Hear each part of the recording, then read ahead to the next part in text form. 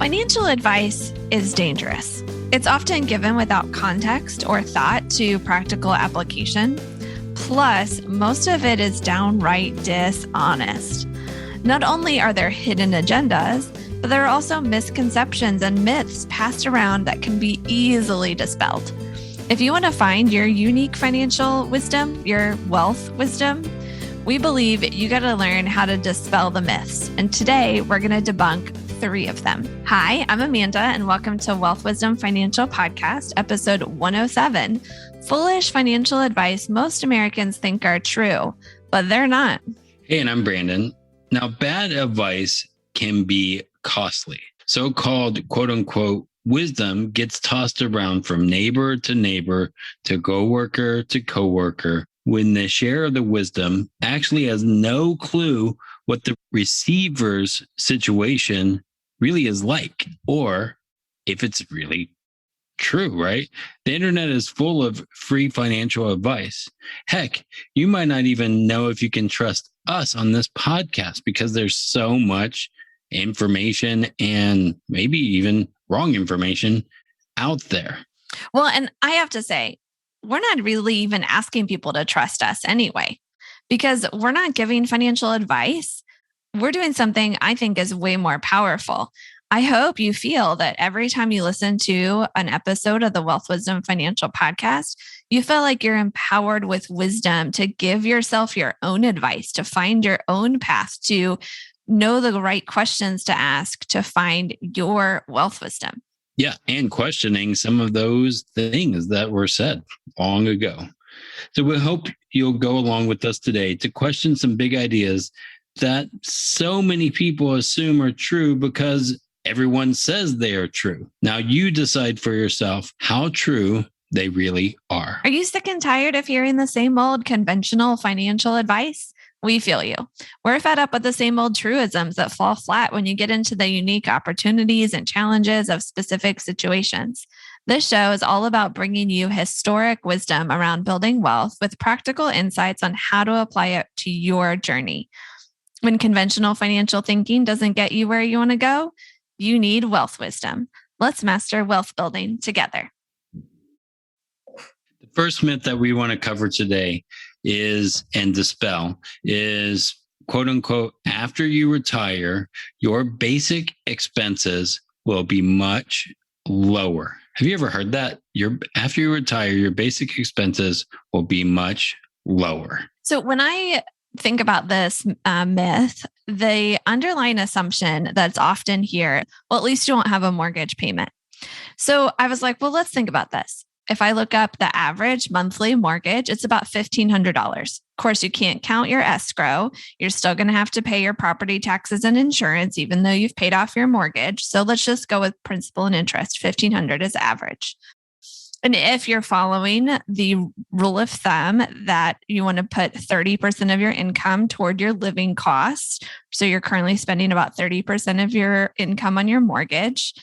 When you take the other 70%, so right when you retire, you might have that go down to 70% because let's say you pay off your mortgage, you retire the next day. Now you're at 70%. It only takes 12 years of inflation for a 3% inflation for your costs to grow to be more than they were before you paid off your mortgage. The 70% to become more than 100% with that included in your mortgage. So that means even if your expenses are lower at the beginning of retirement, inflation alone is going to increase them to equal or more than pre-retirement levels. And we all know that inflation can be way more than 3%. Yeah, definitely. Right now, we are feeling that, right? Add on top of that, travel, hobbies, and other things to keep you active, and maybe gifts for the grandkids. And now you need more income in retirement, not less. Plus, we have to add, there's no guarantee you're going to pay off your mortgage. We found that about 20%, 1 in 5 current 65 and older homeowners still have a mortgage. That means you could be one of those 1 in 5 that have a mortgage when you're 65 or older. And then if you're thinking, well, at least I won't have my kids on the payroll anymore. I can't wait till that happens, right? About 1 in 10 grandkids, 1 out of 10 grandkids are living with their grandparents, and more than 1 in 10 24 to 35-year-olds still live with their parents. So that's still a cost there that you are experiencing if you're retired there. Add on top of that, that healthcare cost, which tends to go up as you age. I mean, seriously, I hear people talking all the time about the cost of healthcare. And I've even heard doctors say, well, cut that medicine in half so you can afford it. Like literally, I've heard that many times. And I'm not even at that age. Yeah, I'm talking with older clients or family members. We definitely hear that. So that's the first myth we want to dispel. Hopefully, you're questioning this idea that after you retire, your basic expenses will be much lower. And why not aim for having the ability to spend freely and carelessly in retirement, with knowing that you've got plenty to go around? Why not aim for that? Why assume that things are going to be lower? So hopefully we've kind of opened up that box for you. Next, we want to go after a powerful myth that's told to a lot of younger folks in their 20s and 30s, but still maybe applies to older folks as well. It's this one: pay off your debt first and then save. Don't start saving until you pay off your debt. You got to pay off your debt first and then save. This is often said with the concession, of course, to at least create that $1,000 emergency fund because, we need to have that. There's also the point that getting the interest paid off more quickly saves you real money and gives you more freedom to save later. And again, maybe getting rid of some of those high interest credit cards may be a good point, right? Yeah. But we have 2 points here for what you might want to reconsider. First of all, they've been using the same $1,000 emergency fund since the 1980s. Now, there's fun inflation calculators out there on the interwebs, and we found one. We put in $1,000 in 1980, and it's the equivalent of over $3,000 in 2022.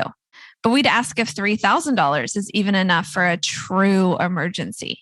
All right. So think first about your deductibles and copays for property and health insurance.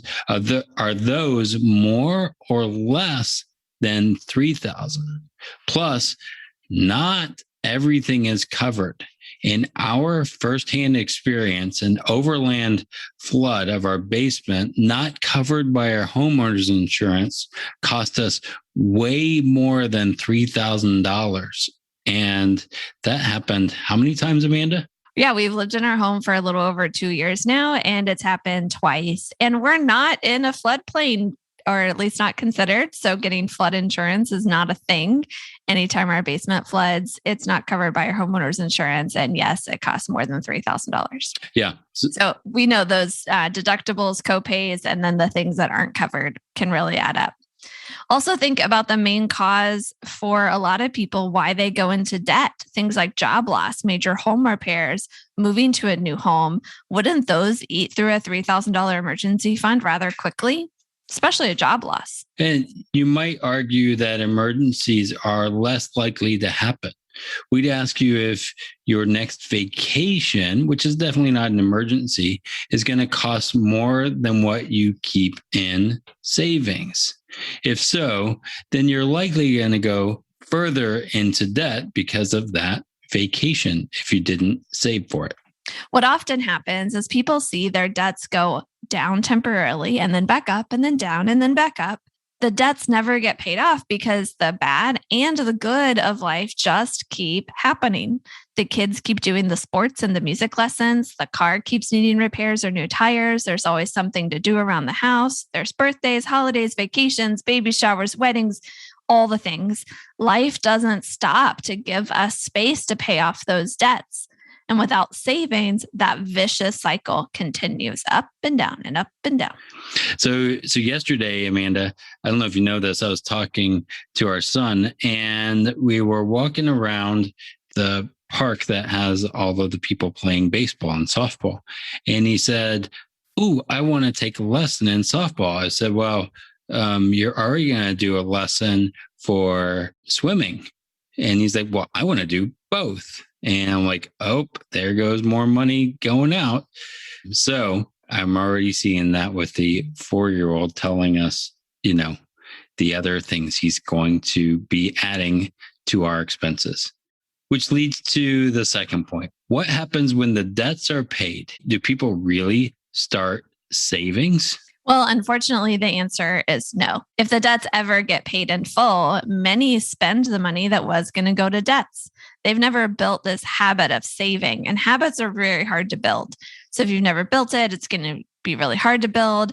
And even those who do end up squirreling away something, some form of savings, they often spend those savings, right? They see their savings go do the same thing that the debt was doing, going up and down as life continues to happen, as the kids keep asking for more lessons, or the car keeps needing repairs or whatever.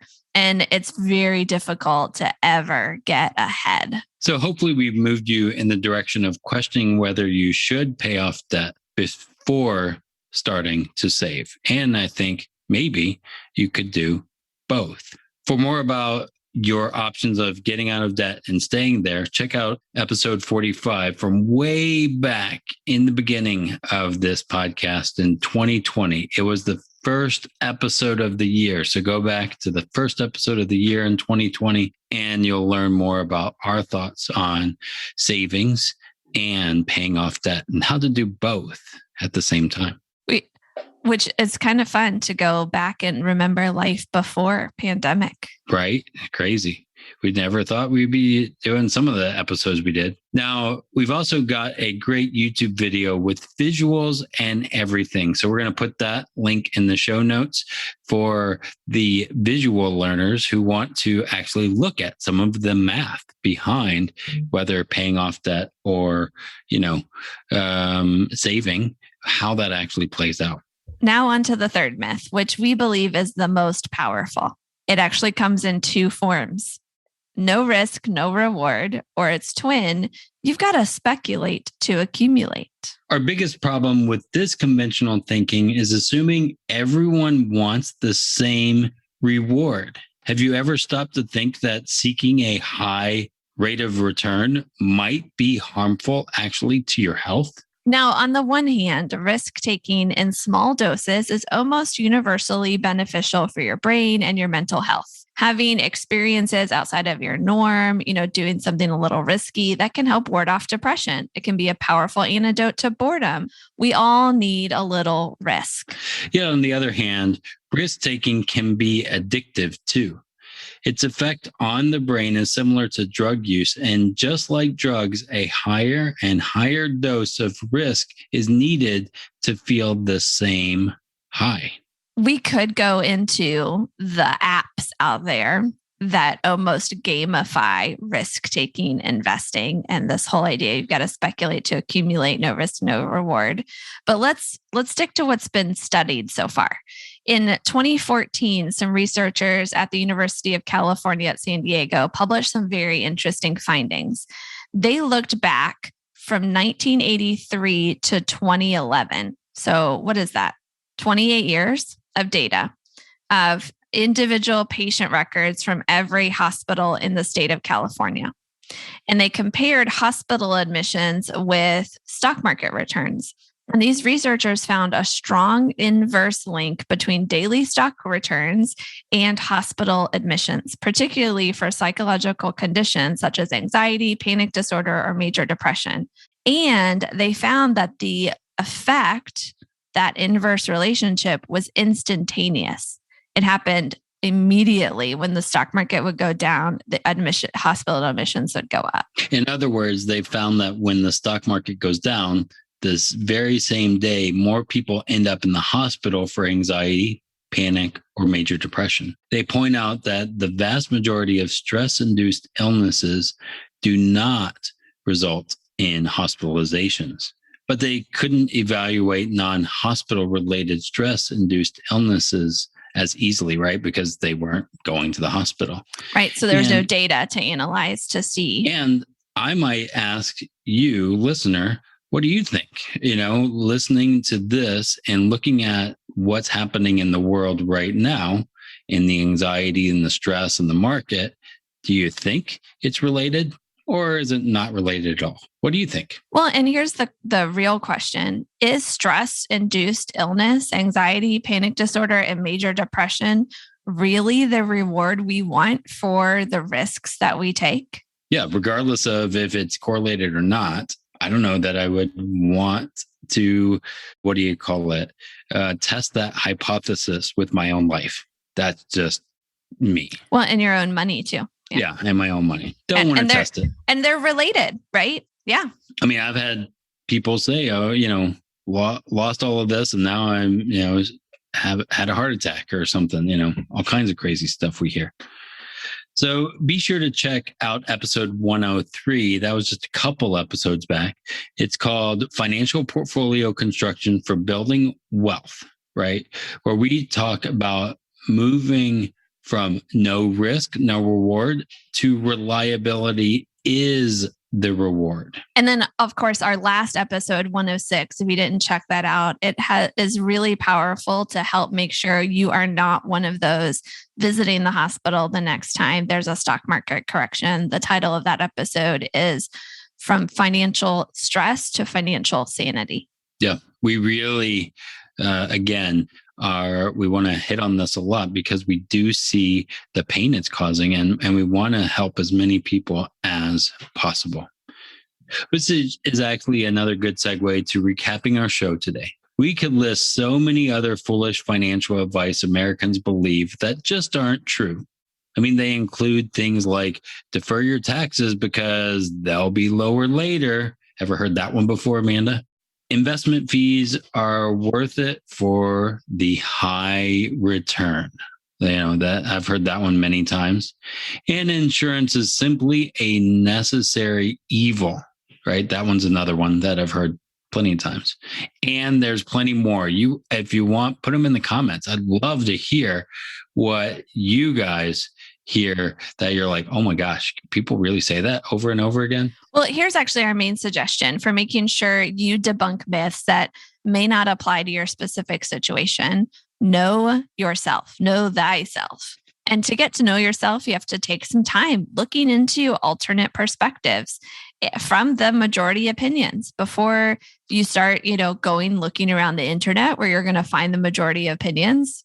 Spend some time thinking, well, how could I find some alternate perspectives? Maybe before you meet with the free financial advisor your employer provides, who's going to tell you the majority opinions, look for an alternate perspective. Heck, before you even meet with one of us, spend some time away from the herd. They say if you follow the herd, you'll get slaughtered. So spend some time away from the herd, looking for contrary opinions. You're actually going to find a lot of them in our past episodes. We love to be a little contrarian ourselves. And if you do have a hard time finding something that's contrary to what you've always heard, we'd love for you to let us know. We might find it for you, how to find that alternate perspective, or we might make an episode dedicated just to you. You can reach us at 513-447-6501, call or text, or hello@grandmaswealthwisdom.com. And as you're learning new information or coming up with those fresh ideas, it's difficult to decide what to carry through with and when. So we've developed a filter to use when deciding how to move forward towards your financial goals and dreams, or even personal goals and dreams, financial and otherwise. It's a free gift for you waiting at stillmethod.com. So go download it today and start connecting with your Still Center at stillmethod.com. While you're starting to question conventional thinking, hit that subscribe button because next time we're going to start a series of core beliefs we have about money, how it works, and how we can make it work for us. Rather than our usual summer of interviews, we're going to do a deep dive into some things we'd want our son and frankly, the whole world to know about how to think about money. If you were looking forward to interviews for over the summer, head over to our YouTube channel where we've got plenty waiting for you. And we publish a interview, or we do a live interview almost every Friday. We'll include a link to our YouTube channel in the show notes.